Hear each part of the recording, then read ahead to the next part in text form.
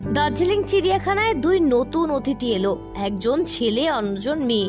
গায়ের রং সাদা, তার উপর বেশ কালো ছোপ ছোপ দাগ। কয়েক ইঞ্চি দৈর্ঘ্যের এই দুই সন্তানকে নিয়ে মেতে রয়েছে তাদের মা। একটি ঘরের মধ্যে একসঙ্গে রয়েছেন তিনজন। দুরন্ত দুই সন্তানকে সামলাতে সামলাতে একেবারে যেন নাজেহাল হয়ে পড়ছেন মা। দুই সদ্যজাতের বয়স এখন মাত্র 2 দিন। শনিবার দার্জিলিং চিড়িয়াখানায় জন্ম হয়েছে তাদের, কিন্তু দেখে বোঝার উপায় নেই যে তাদের বয়স এতটাই কম। কখনো তারা লাফাচ্ছে, কখনো আবার মায়ের পিছন পিছন ঘুরে বেড়াচ্ছে, আবার কখনো নিজের মধ্যে খুনসুটি করতেই ব্যস্ত। তাদের নিয়ে দার্জিলিং এর চিড়িয়াখানা একেবারে তুঙ্গে রয়েছে।